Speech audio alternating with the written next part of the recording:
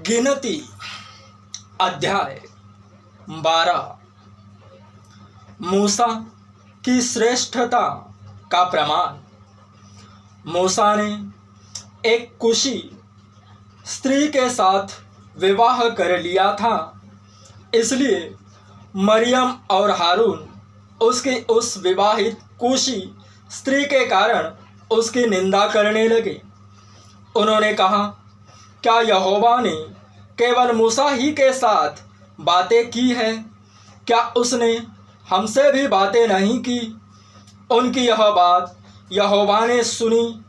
मूसा पृथ्वी भर के रहने वाले सब मनुष्यों से बहुत अधिक नम्र स्वभाव का था, इसलिए यहोवा ने एकाएक मूसा और हारून और मरियम से कहा, तुम तीनों मिलाप वाले तंबू के पास निकल आओ। तब वे तीनों निकल आए। तब यहोवा ने बादल के खंभे में उतरकर तंबू के द्वार पर खड़ा होकर हारून और मरियम को बुलाया। अतः वे दोनों उसके पास निकल आए। तब यहोवा ने कहा, मेरी बातें सुनो। यदि तुम में कोई नबी हो तो उस पर मैं यहोवा दर्शन के द्वारा अपने आप को प्रकट करूँगा या स्वप्न में उससे बातें करूँगा। परंतु मेरा दास मूसा ऐसा नहीं है। वह तो मेरे सब घराने में विश्वास योग्य है। उससे मैं गुप्त रीति से नहीं, परंतु आमने सामने और प्रत्यक्ष होकर बातें करता हूँ, और वह यहोवा का स्वरूप निहारने पाता है। इसलिए तुम मेरे दास मूसा की निंदा करते हुए क्यों नहीं डरे? तब यहोवा का कोप उन पर भड़का और वह चला गया।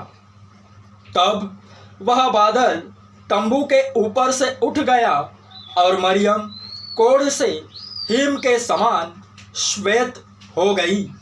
और हारून ने मरियम की ओर दृष्टि की और देखा कि वह कोढ़ीन हो गई है। तब हारून मूसा से कहने लगा, हे मेरे प्रभु, हम दोनों ने जो मूर्खता की वरन पाप भी किया, यह पाप हम पर न लगने दे, और मरियम को उस मरे हुए के समान न रहने दे, जिसकी देह अपनी माँ के पेट से निकलते ही अधगली हो। अतः मूसा ने यह कहकर यहोवा की दोहाई दी, हे ईश्वर, कृपा कर और उसको चंगा कर। यहोवा ने मूसा से कहा, यदि उसका पिता उसके मुंह पर थूका ही होता तो क्या 7 दिन तक वह लज्जित न रहती? इसलिए वह 7 दिन तक छावनी से बाहर बंद रहे। उसके बाद वह फिर भीतर आने पाए। अतः मरियम 7 दिन तक छावनी से बाहर बंद रही, और जब तक मरियम फिर आने न पाई तब तक लोगों ने प्रस्थान न किया। उसके बाद उन्होंने हसेरोत से प्रस्थान करके पारान नामक जंगल में अपने डेरे खड़े किए।